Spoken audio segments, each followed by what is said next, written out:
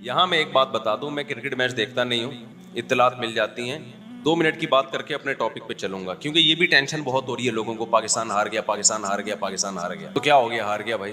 گیند بلے کا میدان ہے, ہار جائے کچھ اس سے کچھ بھی نہیں ہوتا. پاگلوں کی طرح وہ کھلاڑی بھی پڑے ہوئے ہیں میدان میں, وہ بھی کلابازیاں کھا رہے ہیں جیسے پتہ نہیں کیا ہو گیا.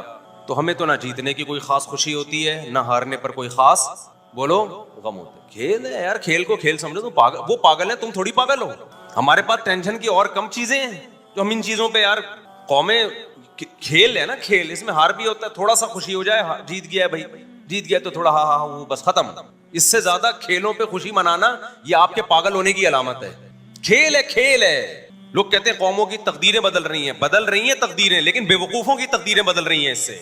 جب بیوقوفوں نے اس کو اتنی ویلیو دے دی ہے نا, بیوقوف لوگوں نے, تو ان کی تقدیریں یقیناً بدلیں گی اس سے. لیکن عقل مندوں کی صحت پہ اس سے کوئی فرق بولو نہیں پڑتا. آپ سائنس ٹیکنالوجی کے میدان میں ہار گئے ہو, اس پہ روتے ہوئے اچھے لگتے ہو. آپ میدان جنگ میں ہار جاؤ, اس پہ روتے ہوئے اچھے لگتے ہو. آپ اکنامکلی معیشت کے میدان میں ہار جاؤ, اس پہ روتے ہوئے اچھے لگتے ہو. ہمارا بھی دل چاہتا ہے رونے کا. جب بجلی کا بل آیا نا, تو یہاں تو میں ہنس رہا ہوں. آپ کو کیا پتا میں بند کمرے میں کتنا رویا ہوں گا جا کے. سبھی روئے ہیں نا, کوئی میرے اکیلے کی بات نہیں ہے. اس پہ روتا ہوا اچھا لگ رہا ہے کہ ابے اتنا بل تیرا باپ دے گا کیا. وہ آ گیا تھا کہ الیکٹرک والا بجلی کاٹنے کے لیے, تو ہمارے لڑکوں نے بولا اتنا بل تیرا باپ دے گا کیا. خیر وہ تو کاٹ کے چلے جاتے ہیں. میں تو سوچ رہا ہوں کہ جڑ سے اڑا دو بجلی کا کنیکشن یار, اندھیروں میں رہو, اندھیروں میں. ایک آدمی کا کسی گاؤں سے فون آیا, مفتی صاحب پورے گاؤں کی بجلی کٹ گئی ہے, کچھ زکات صدقہ بھیج دو اللہ کے نام پہ. سولر پلیٹیں لگانی ہیں میں نے, سولر پلیٹیں. میں نے کہا دیکھو خالی تمہاری بجلی کٹی ہوتی نا, باقی گاؤں والوں کی نہیں کٹی ہوتی, تو سمجھ میں آتا ہے ہم زکات دے دیتے, آپ سولر پلیٹیں لگا دیتے. جب سارے گاؤں کی کٹ گئی, تو جب سب اندھیرے کو انجوائے کر رہے ہیں, تو آپ بھی کیا کرو, انجوائے کرو. اب وہ ہوشیار ہو گیا کہ اگلی دفعہ زکات مانگنے کے لیے اسٹائل کیا کرنا پڑے گا, چینج کرنا پڑے گا. یہ والا اسٹائل سے کام نہیں بنا. سمجھ رہے ہو کہ نہیں سمجھ رہے. کسی نے مجھ سے کہا کہ پورے گاؤں میں قربانی نہیں ہوتی, گوشت ہی نہیں آتا. مفتی صاحب ہمارے گھر پہ نہیں ہو رہی, سب جگہ ہوتی تو گوشت آ جاتا. میں نے کہا جب پورے گاؤں میں ہی نہیں ہو رہی تو پھر آپ کے بھی نہیں ہو رہی. یا تو ہوتا نا سارے کھا رہے ہوتے آپ بیچارے, تو جس غم میں سب برابر کے شریک ہوتے ہیں, وہ غم پھر غم نہیں لگتا. تو ہونا یہ چاہیے کہ الیکٹرک والوں کو بولو کہ پورے محلے کی بجلی قیامت تک کے لیے جڑ سے خاتمہ کر دو اس کا. نہ رہے گا بانس, نہ بجے گی بانسری. اس کے بڑے فضائل ہیں. رات کو ٹائم پہ سو جاؤ گے جب اندھیرے ہوں گے. آپ کہو گے گرمی میں سوئیں گے کیسے, 1 ہفتہ نیند نہیں آئے گی, اس کے بعد تمہارے باپ کو بھی نیند آئے گی گرمی میں. نیند ایسی چیز ہے جو ہم سے پوچھ کے نہیں آتی, ہم پہ مسلط ہوتی ہے. دیکھو اس کی ایک مثال دیتا ہوں. اب ایسا نہ ہو کہ الیکٹرک والے میری بجلیاں کاٹ کے چلے جائیں کہ یار یہ تو باقیوں کی کاٹیں, اس کو تو ضرورت ہی نہیں ہے بجلی کی. بھائی کاٹو تو سب کی بجلی کاٹو, خالی ہمارے اکیلے کی نہیں کاٹو. ہم یہ کہہ رہے ہیں, سمجھ رہے ہو, سب کی بجلی کاٹ دو, سکون میں آ جائیں گے یار. یہ رات کو انٹرنیٹ پہ بیٹھنا, موبائل, ٹک ٹاک, ان چیزوں سے جان چھوٹ جائے گی. آپ مجھے ایک بات بتاؤ, شور میں نیند نہیں آتی نا, لیکن ٹرین میں تو آ جاتی ہے, اتنا شور ہو رہا ہوتا ہے. کیوں بھائی؟ تھوڑی دیر تک نہیں آئے گی, جب نیند کا غلبہ ہوگا تو نیند اسی شور کی عادی ہو جاتی ہے. پھر تو ٹرین رکے گی تو آنکھ کھل جائے گی, یہ آواز ایک دم بند کیوں ہو گئی ہے.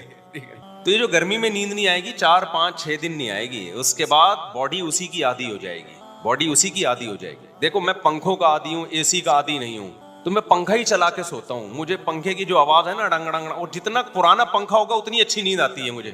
تو ہمارے گھر والے کہتے ہیں بھائی یہ پنکھے کی آواز سے نیند خراب ہو رہی ہے. میں کہتا ہوں یہ میرے لیے لوری ہے, اور جتنا پرانا پنکھا ہوتا ہے مجھے نیند اتنی اچھی آتی ہے, کیونکہ اچھا پنکھا ہوگا اس میں آواز کم ہوگی. پرانا پنکھا ڈنگ ڈنگ ڈنگ ڈنگ ایسے آواز آ رہی تھی, ڈنگ ڈنگ ڈنگ, وہ پرانا زمانہ مجھے یاد آتا ہے یار. ونس اپون اے ٹائم اس طرح کے پنکھے ہوا کرتے تھے. تو مجھے اپنا بچپن یاد آتا ہے. ہمارے ایک شاید میری دادی کو جہیز میں ملا تھا, ایک پٹسل فین تھا, ٹھیک ہے, وہ ایسے ہی گھومتا تھا ڈنگ ڈنگ ڈنگ کر کے. مجھے وہ زمانہ یاد آتا ہے اور بڑی سکون کی نیند آتی ہے. میں کہیں بھی جاتا ہوں پنکھا تلاش کرتا ہوں, یار پنکھا چلاؤ ڈنگ ڈنگ ڈنگ, نہیں تو نیٹ پہ پنکھا لگا کے, پنکھے کی آوازیں انٹرنیٹ پر بھی ہیں, اس سے پتہ چلتا ہے صرف ہماری بیماری نہیں ہے, بہت سے لوگوں کی ہے یہ. انٹرنیٹ پہ لوگوں نے پنکھے کی آوازیں یوٹیوب میں ڈالی ہوئی ہیں. تو جس چیز کا اپنی باڈی کو عادی بناؤ گے بھائی, وہ عادی بن جائے گی. اب میں سعودی عرب میں 2 مہینے رہا, تو ہوٹلوں میں ہی رہا جاتا ہے, وہاں پہ دھوپ ہی. اب جب حرم میں نکلو گے تو دھوپ ہوگی, ورنہ دھوپ نہیں ہے. اتنا ڈپریشن ہوئی ہے, ایک ٹینشن ہوئی ہے بھائی, یہ کیسے گھر ہے, نہ دھوپ نہ وینٹیلیشن.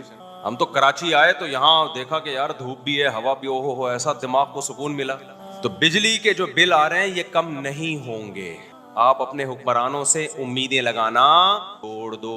اس کا حل یہ کہ کوئی پتھر سے نہ مارے میرے دیوانے کو, بم کا زمانہ ہے اڑا دو سالے. تو ایک ایک کر کے کنیکشن نہ کاٹو میرے بھائی, پورے ملک کی ایک دم سے بجلی اڑا دو. 1 مہینہ لگے گا پرانی روٹین پہ ہمیں سیٹ ہونے میں. اس کے بہت سارے فائدے ہوں گے. جلدی سوئیں گے, صبح جلدی اٹھیں گے, اور پسینہ نکلے گا. آپ پسینہ نکلنا اتنا, دیکھو گرم علاقے کے لوگوں کی عمریں لمبی ہوتی ہیں, ٹھنڈے علاقے کے لوگ ویسے لال ٹماٹر ہوتے ہیں, عمریں بہت کم ہوتی ہیں. ٹھنڈے علاقے فالج, بلڈ پریشر, یہ زیادہ تر ٹھنڈے علاقوں کی بیماریاں ہیں. گرم علاقے کے جو پسینے جب نکلتے ہیں نا, باڈی میں فلیکسیبلٹی رہتی ہے, لچک رہتی ہے, تو باڈی صحیح رہتی ہے انسان کی, پسینہ نکلتا ہے.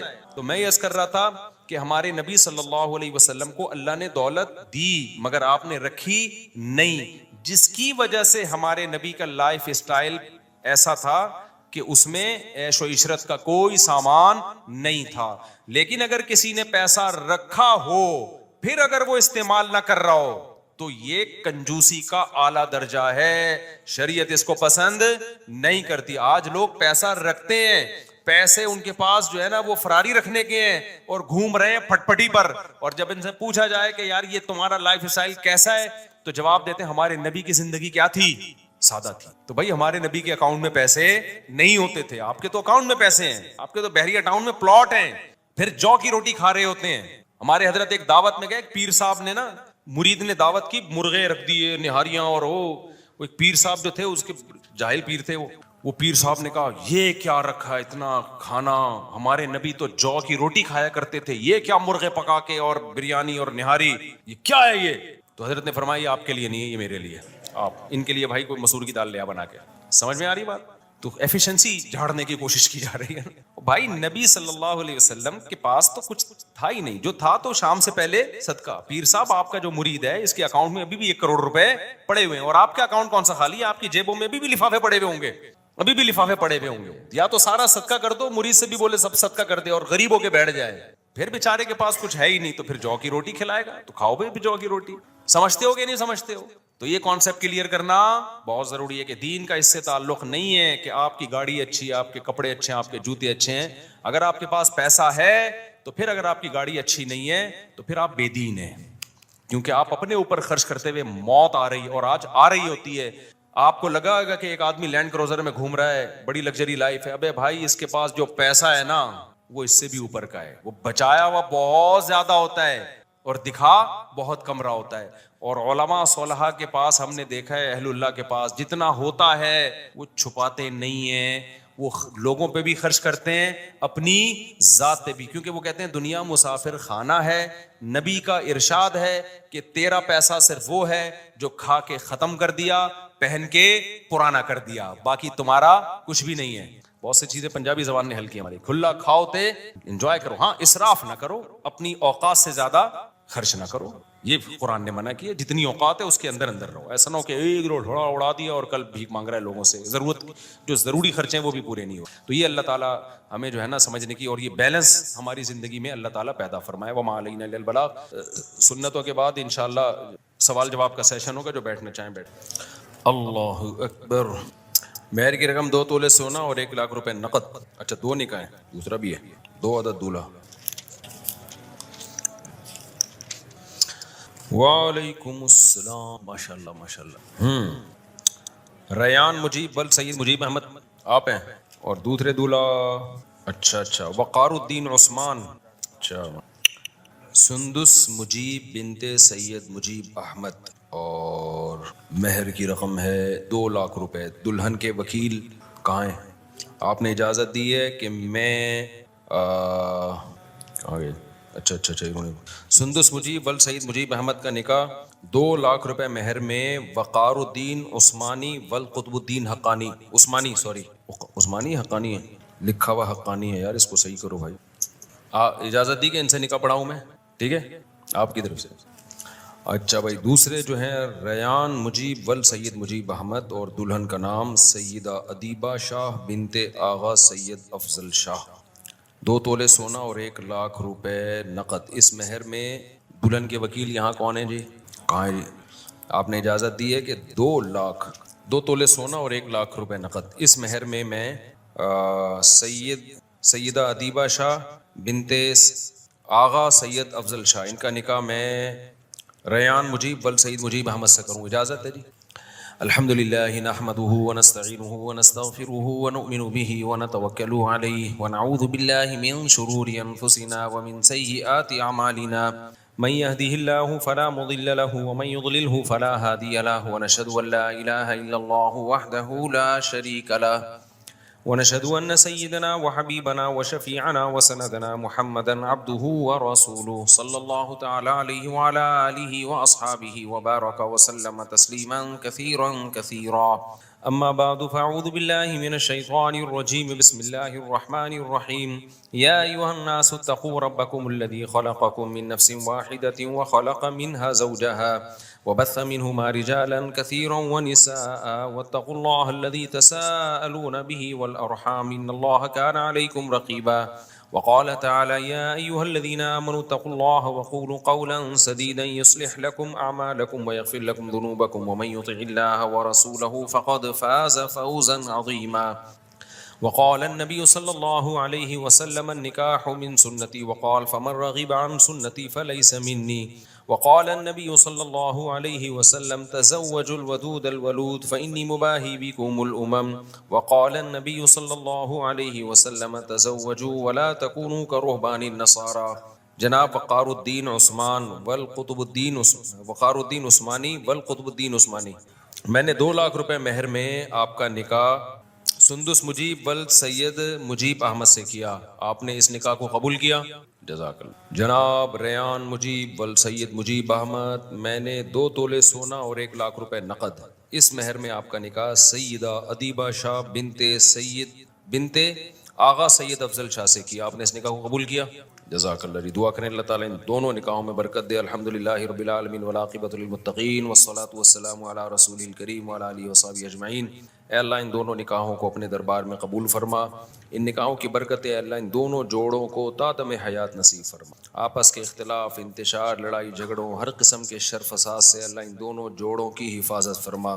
اس نکاح کو اللہ ان کے خاندانوں میں جوڑ کا، محبت کا ذریعہ بنا، خاندانوں میں خیر اور برکتوں کا ذریعہ بنا. جس کی جو جائز مراد ہے اللہ اس کی مراد کو پورا فرما. ربنا آتنا فی الدنیا حسنۃ وفی الآخرۃ حسنۃ وقنا عذاب النار. صلی اللہ تعالی علی خیر خلقہ محمد وعلی آلہ وصحبہ اجمعین. اللہ تعالیٰ بہت مبارک کرے بھائی، آپ ماشاءاللہ بہت مبارک کرے اللہ تعالیٰ. وہ تمیز کا کام ہے، تمیز والا کام. نکاح خاندانی لوگوں کا کام ہوتا ہے، سمجھ رہے ہو. گلے میں شال ڈالتے ہیں تو کیا شال دوپٹے کے زمرے میں آتی ہے؟ شال ڈالنا جائز ہے بھائی. شال جو ہے نا وہ دوپٹے کے زمرے میں نہیں آتی. دوپٹہ آج کل دوپٹے کے زمرے میں نہیں آ رہا. خواتین جس قسم کا دوپٹہ پہن رہی ہیں وہ دوپٹہ ہے کیا؟ تو جو بھی جتنا پہن رہا ہے اس کو پہننے دو. اچھا ہے نا، اچھا ہی لگتی ہے شال، تو ہمارا کلچر ہے بھائی. ایک ہی تو اچھا کام کر رہا ہے وہ، اس پہ بھی آپ کو اعتراض ہو رہا ہے. پہنا کرو، شادیوں میں شال پہنا کرو، اچھا لگتا ہے یاد. اچھا بھائی، یہ دونوں دولہاؤں سے گزارش ہے کہ تھوڑا سا ادھر جا کے گلے ملیں تاکہ ہمارا سوال جواب کا سیشن متاثر نہ ہو. مجھے ایک بات بتاؤ، آج کسی کو کہہ دیا جائے، کسی کو عشق ہو جائے نا کہیں عشق، تو لڑکے کیا کچھ نہیں کر رہے ہوتے نا اس کو حاصل کرنے کے لیے، ڈپریشن میں جا رہے ہوتے ہیں، خودکشیاں ہوتی ہیں. اگر کوئی کہتے کہ تو 2 مہینے لگاتار روزے رکھے گا تجھے یہ مل جائے گی، تو رکھیں گے کہ نہیں رکھیں گے؟ کل سے ہی نیت کر لیں گے بھائی. اتنا بڑی قربانی انسان دے دیتا ہے. تو آپ کو جس سے عشق ہو گیا نا، جنت کی حور اس سے 100 گنا زیادہ ہے. سمجھ رہے ہو کہ نہیں سمجھ رہے؟ تو اللہ نے اپنے نیک بندوں کے لیے جو جنت کی نعمتیں تیار کر کے رکھی ہیں وہ اس دنیا سے کروڑہا گنا زیادہ بہتر ہے. 100 تو میں نے ویسے ہی کہہ دیا. تو اس کے لیے کچھ بھی نہیں کر رہا انسان. نفلی روزے تک نہیں رکھے جاتے، رمضان کے روزے پورے نہیں رکھے جا رہے آج کل لوگوں سے. تو وہی بات ہے، اللہ نے غیب پہ پردہ ڈالا ہوا ہے. تو اگر اللہ وہ تھوڑا سا ہٹا دے تو دنیا میں اس کی تھوڑی سی مثالیں ملتی ہیں، بڑی سے بڑی لوگ قربانیاں دے دیں. تو سوچو آخرت میں جو اللہ نے اپنے نیک بندوں کے لیے جو تیار کیا ہے جن نعمتوں کو، وہ کیا ہوں گی. جزاء بما کانوا یعملون. قرآن کہتا ہے جو تم کر رہے ہو نا اس کا بدلہ تمہیں ملے گا. تو بدلے کے طور پر اللہ کیا کم دے گا؟ وہ تو جہاں ہماری سوچ ختم ہوتی ہے وہاں جنت کی نعمتیں شروع ہوتی ہیں. تو اس لیے وہ تہجد گزاروں کے لیے رکھی ہے، زنا اور شراب سے بچنے والوں کے لیے، نماز کی پابندی کرنے والوں کے لیے، شریعت کو مکمل فالو کرنے والوں کے لیے اللہ نے رکھی ہے. مفتی صاحب منافق کی کتنی نشانیاں ہیں، کیسے پتہ چلے گا کہ سامنے والا منافق ہے کہ نہیں؟ کچھ علامت بتا دیں۔ دیکھو منافق کی دو قسمیں ہوتی ہیں، ایک ہے عقیدے کا منافق، ایک ہے عمل کا منافق۔ اب عقیدہ تو دل کی بات ہے، وہ نبی کے دور میں ہوتے تھے، نبی کو وحی کے ذریعے بتا دیا جاتا تھا، وہ آج کل تلاش کرنا نہ ہمارے بس میں اور نہ ہم اس کے مکلف ہیں۔ ہم مکلف ہیں زبان کے، اپنے آپ کو زبان سے کوئی مسلم کہہ رہے ہے تو ہم نے کیا ماننا ہے؟ مسلمان۔ ایک ہوتا ہے عملی منافق، تو عملی منافق مارکیٹ میں ہول سیل کے حساب سے ملیں گے آپ کو، بول کچھ رہے ہیں اور دل میں کچھ اور ہے۔ تو نبی نے 4 علامتیں بتائی ہیں۔ اذا وعد اخلفا، فرمائے نبی نے کہ منافق کی 4 علامتیں، جب وعدہ کرے تو خلاف ورزی، اسی وقت نیت ہوتی ہے کہ میں جھوٹ بول رہا ہوں، ٹوپی کرا رہا ہوں۔ اور اذا حدث کذبا، بات کرتا ہے تو جھوٹ بولتا ہے، پتہ ہی نہیں چلتا کہ کم بخت سچ بول رہا ہے یا بہت سے لوگ ہوتے ہیں نا اتنا جھوٹ بول چکے ہوتے ہیں اب ان کی کسی بات کا اعتماد نہیں رہتا، پھینکتے جاتے ہیں۔ تیسری بات وَإِذَا اؤْتُمِنَ خَانَ، جب اسے امانت دی جاتی ہے، اس پہ ٹرسٹ کیا جاتا ہے تو ڈنڈی مارتا ہے بیچ میں، وہ سمجھ رہے ہو۔ اور ایک چوتھی علامت وَإِذَا خَاصَمَ فَجَرَ، جب بحث مباحثہ کرتا ہے نا تو گالی گلوچ پہ آتا ہے، اوقات دکھانے پہ آ جاتا ہے، دلائل سے بحث کبھی بھی نہیں کرتا۔ جس کے پاس دلائل ہوتے ہیں وہ دلیل سے بات کر رہا ہوتا ہے، جس کے پاس دلائل نہیں ہوتے وہ ادھر ادھر کی پھینک رہا ہوتا ہے، سامنے والے کو نیچا دکھانے کی۔ اکثر لوگ ذاتیات پہ آ جاتے ہیں نا، بھئی آپ کی بات کے بعد دلیل نہیں ہے تو فلانا ایسا ہے، تو ڈھمکانا ایسا ہے، یہ مولوی ایسے ہوتے ہیں، جو فلانے ایسے ہوتے ہیں۔ ابے تو چھوڑ دے مولوی کیسے ہوتے ہیں، ابھی جو آپ سے بات چل رہی ہے اس کا جواب چاہیے ہمیں۔ مولوی کیسے ہوتے ہیں، مدرسوں میں کیا ہوتا ہے، یہ موضوع نہیں ہے۔ تو حدیث میں منافق کی علامت بتائی گئی ہے کہ وہ ذاتیات پہ آ جاتا ہے، گالی گلوچ پہ آ جاتا ہے۔ ہاں کسی کو ستایا جائے اس پہ، وہ جھگڑے کے دوران گالی گلوچ پہ آ جائے وہ ایک الگ بات ہے، لیکن بحث کے دوران بات تمیز سے چل رہی ہو پھر بلا وجہ منہ سے جھاگ نکالنا اور بلا وجہ آنکھیں سرخ کر لینا اور سامنے والے کو نیچا دکھانا، یہ اس کی علامت ہے۔ اب آپ دلائل کی دنیا میں